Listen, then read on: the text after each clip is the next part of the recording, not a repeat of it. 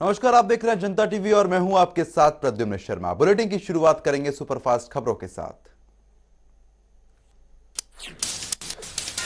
1971 में पाकिस्तान पर मिली जीत के 50 साल पूरे। इंडिया गेट पर आयोजित किया गया स्वर्णम विजय पर्व कार्यक्रम। समारोह में प्रसारित किया गया जनरल रावत का आखिरी संदेश।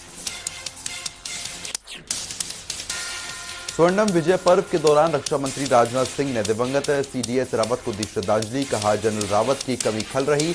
जनरल रावत के निधन से एक बहादुर सैनिक, सलाहकार और जिंदा दिल इंसान को हमने खोया। अपने निधन से एक दिन पहले जनरल रावत ने वीडियो मैसेज किया था रिकॉर्ड। 1971 की जंग में जीत की दी थी बधाई। युद्ध में शहीद हुए जवानों को दी थी श्रद्धांजलि। वीडियो में दिवंगत सीडीएस जनरल रावत ने कहा, अपनी सेनाओं पर हमें है गर्व, आओ मिलकर मनाएं विजय पर्व। जय हिंद। 7 दिसंबर को रिकॉर्ड किया गया था दिवंगत जनरल रावत का आखिरी वीडियो। 8 दिसंबर को हुआ था दुखद हादसा जिसमें उनकी जान चली गई थी। दिल्ली के विज्ञान भवन में बैंक डिपॉजिट इंश्योरेंस प्रोग्राम का हुआ आयोजन। प्रधानमंत्री नरेंद्र मोदी ने की शिरकत। पीएम मोदी ने कहा, हमें बैंक बचाने हैं तो डिपॉजिटर्स को सुरक्षा देनी ही होगी। हमने बैंक को भी बचाया और डिपॉजिट्स को भी। प्रधानमंत्री का संबोधन। कहा, हमारे बैंक जमाकर्ताओं के साथ साथ हमारी अर्थव्यवस्था के लिए भी भरोसे के प्रतीक। 60 के दशक में बनाई गई थी बैंक डिपॉजिटर्स के लिए इंश्योरेंस की व्यवस्था। प्रधानमंत्री ने कहा, पहले बैंक में जमा रकम में सिर्फ 50,000 रुपए तक की राशि पर होती थी गारंटी, फिर इसे बढ़ाकर 1 लाख रुपए किया गया। पीएम मोदी बोले, गरीब की चिंता को समझते हुए हमने 5 लाख की राशि पर दी गारंटी। पहले नहीं था पैसा वापसी का कोई समय सीमा। हमारी सरकार ने 90 दिन यानी 3 महीने के भीतर किया अनिवार्य। पुलवामा में सुरक्षा बलों के साथ आतंकियों की मुठभेड़। श्रीनगर में एक आतंकी किया गया ढेर। सेना ने चलाया सर्च ऑपरेशन। कश्मीर के आईजीपी विजय कुमार ने दी जानकारी। श्रीनगर के शहीद बशीर शेख के रूप में हुई है आतंकवादी की पहचान। एक नागरिक की हत्या में शामिल था आतंकी। तो वहीं पुलिस और सुरक्षा बल लगातार चला रहे पुलवामा में सर्च ऑपरेशन। कुछ आतंकियों के छिपे होने की है सूचना। जल्द सभी को कर दिया जाएगा ढेर। भारत में लगातार बढ़ रहे ओमिक्रॉन कोरोना वेरिएंट के मामले। रविवार को चंडीगढ़ और आंध्र प्रदेश में सामने आए 2 नए केस। कुल मरीजों की संख्या पहुंची 33। इटली और आयरलैंड से आए थे दोनों लोग जिन्हों में स्वीकेसिंग में हुई है ओमिक्रॉन की पुष्टि। दक्षिण अफ्रीका में मिले कोरोना के नए वेरिएंट ओमिक्रॉन ने दुनिया को चिंता में डाला। ओमिक्रॉन को लेकर महाराष्ट्र में सरकार अलर्ट। मुंबई में वीकेंड कर्फ्यू लागू, बरती जा रही है सख्ती। मुंबई में धारा 144 के साथ ही गैर जरूरी वाहनों की आवाजाही पर पूरी तरीके से रोक। सरकार ने लोगों से की है सावधानी बरतने की अपील।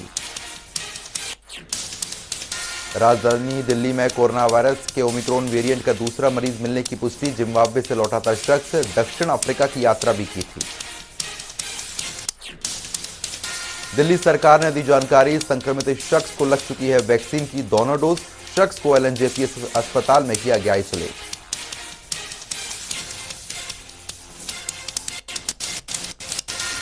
विश्व में जारी है कोरोना का कहर। अब तक 26 करोड़ से ज्यादा केस सामने आ चुके हैं। 3 करोड़ 41 लाख से ज्यादा मरीज रिकवर। मौत का आंकड़ा 50 लाख के पार।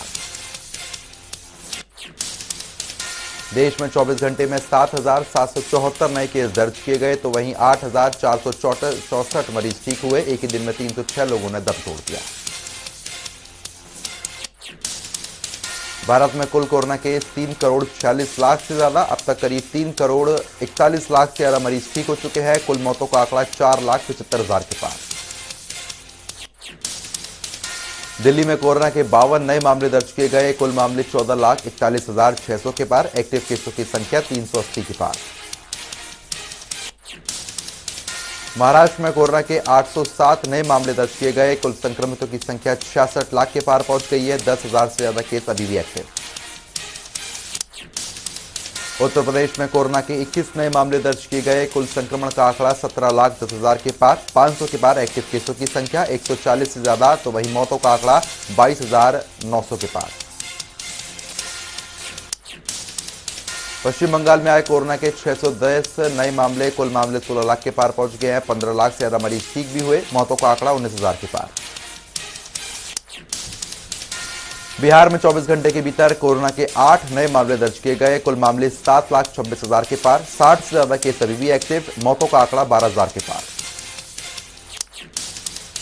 हरियाणा में 23 नए मामले दर्ज किए गए। कुल आंकड़ा 7,71,000 के पार। अब तक 7,61,000 से ज्यादा मरीज रिकवर। 250 केस अभी भी एक्टिव। हिमाचल में पिछले 24 घंटे में 45 नए मामले दर्ज किए गए। कुल संक्रमितों की संख्या 2 लाख के पार पहुंच गई है। 630 से ज्यादा केस अभी एक्टिव है। मौत का आंकड़ा 3,000 से ज्यादा। देश में कोरोना के खिलाफ वैक्सीनेशन अभियान जारी। वैक्सीनेशन का आंकड़ा 132 करोड़ के पार।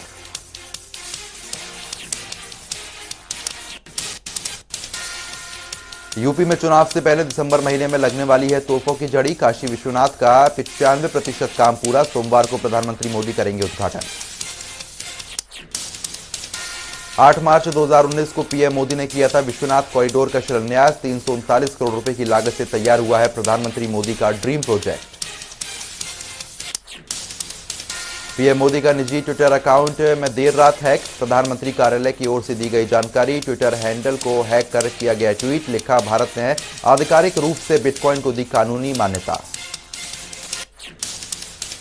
फिलहाल पीएम कार्यालय ने शरारतपूर्ण ट्वीट को किया है डिलीट। पीएम के अकाउंट को भी कर लिया गया सुरक्षित। मामले की जांच की जा रही है।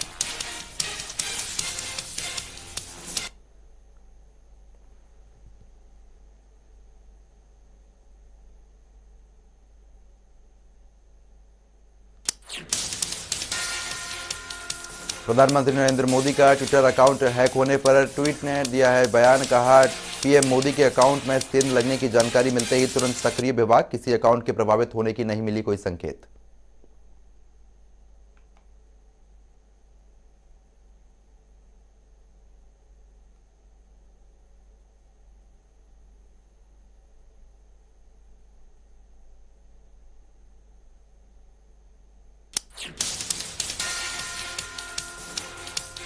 यूपी के सीएम योगी आदित्यनाथ ने की शुरुआत। गरीब लोगों को होली तक मुफ्त मिलेगा राशन। दाल, चीनी, नमक भी देगी सरकार।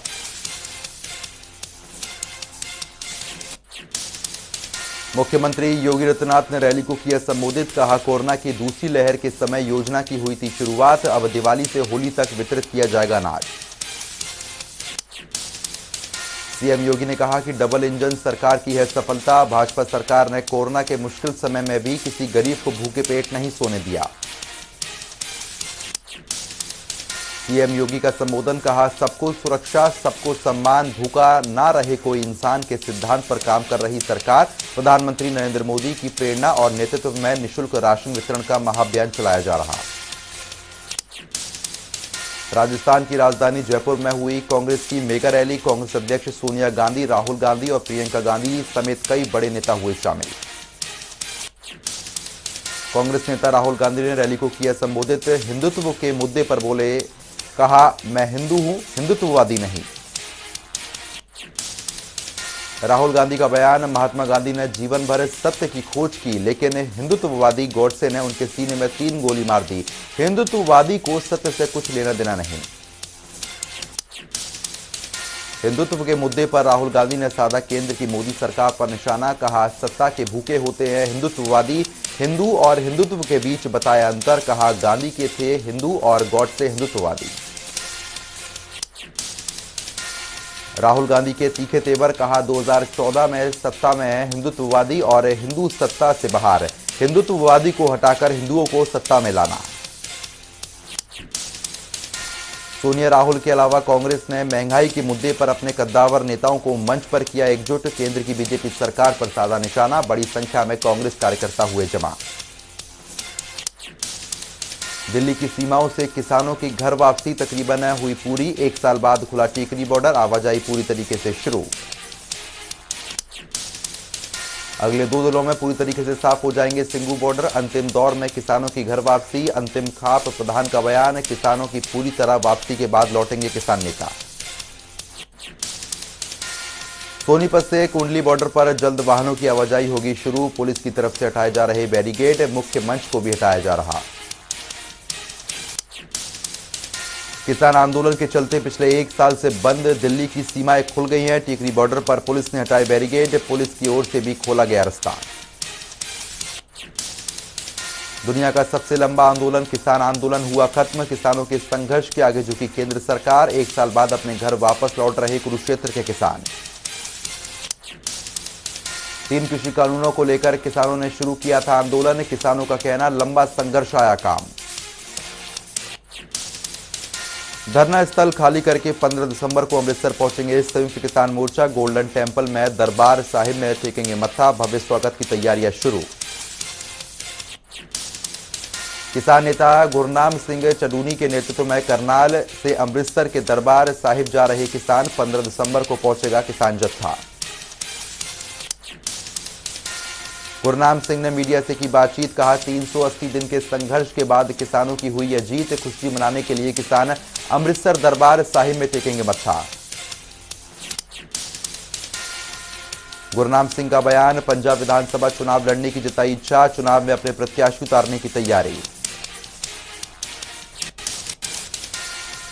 मुख्यमंत्री मनोहर लाल की सभी जिला उपायुक्त और मंडल उपायुक्तों के साथ बैठक। परिवार पहचान पत्र समेत अन्य योजनाओं और प्रशासनिक कामों पर चर्चा।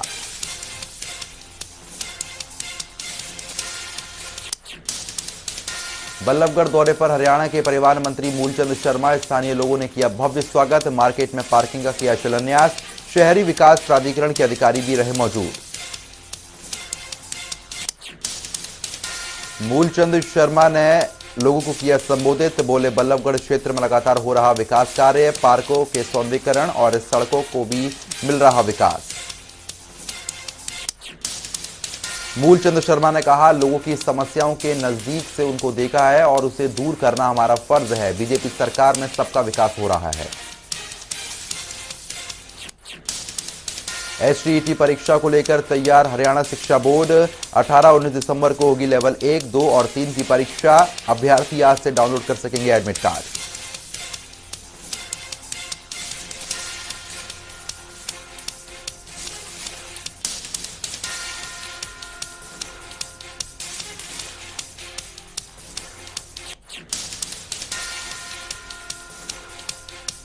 किसानों का लंबा आंदोलन हुआ खत्म। सोनीपत में आंदोलन खत्म होने के बाद स्थानीय लोगों और उद्योगपतियों ने ली है राहत की सांस।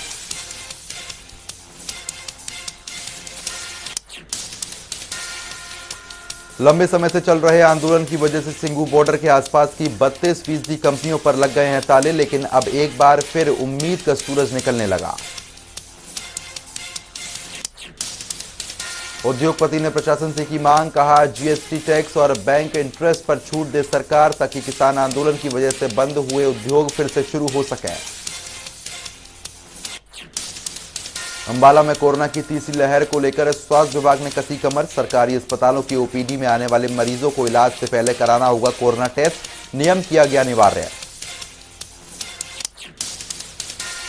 स्वास्थ्य अधिकारी सुखप्रीत सिंह ने दी जानकारी, कोरोना, ईएनटी और डेंटल ओपीडी में आने वाले सभी मरीजों को कोविड टेस्ट कराने में स्वास्थ्य विभाग को होगा फायदा। कोरोना की रोकथाम में मिलेगी मदद। उन्हाना में नवनियुक्त हुए थाना प्रभारी चंद्रभान ने संभाला कार्यभार। पहले ही दिन शहर का दौरा कर अतिक्रमण न करने के दिए निर्देश। नए थाना प्रभारी ने सड़कों पर सामान रखने वाली दुकानदारों को दी सख्त चेतावनी। रस्तों को खुला छोड़ने की कही बात, साथ ही मास्क न पहनने वालों के लोगों के काटे चालान।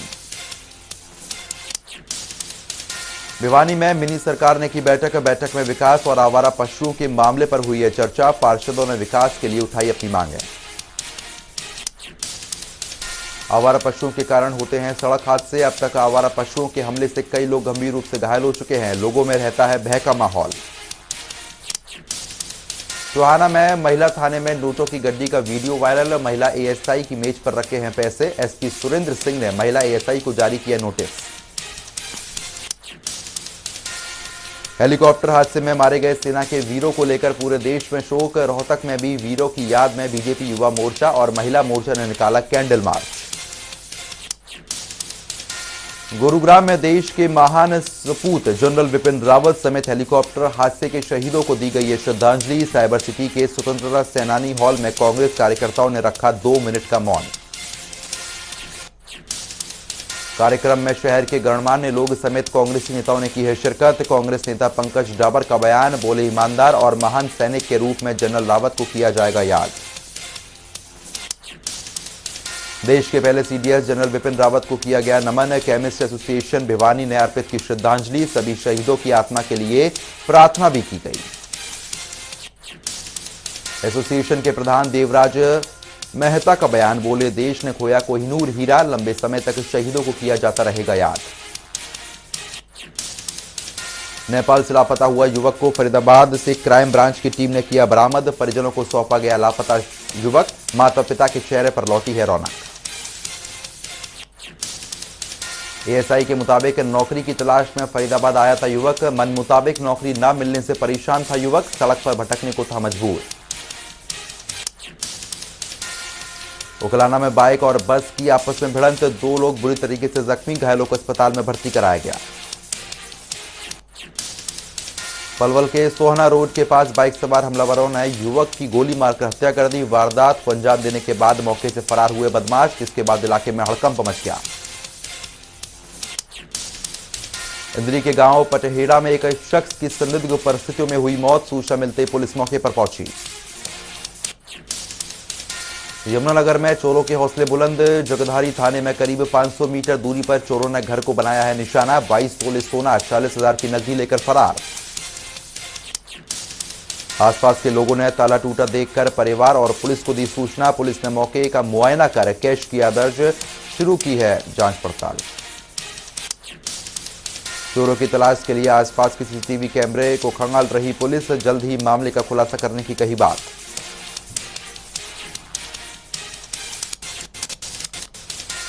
आंखों के सामने आशियाना जलता देख रोते बिलखते रहे लोग। अग्निकांड में 27 घर, 26 गौशालाएं, 2 मंदिर जलकर खाक हो गए।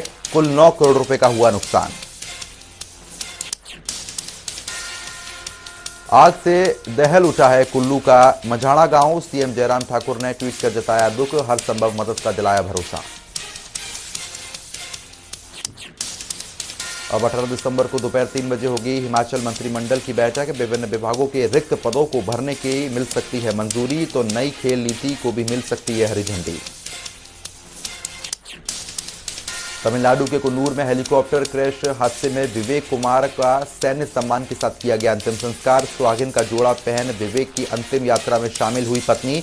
मेरा फौजी अमर रहे के लगाए नारे। 13 दिसंबर के बाद फिर खराब होगा मौसम। ऊंचाई वाले इलाकों में बारिश, बर्फबारी के आसार। केलांग में -10 डिग्री पहुंचना है तापमान।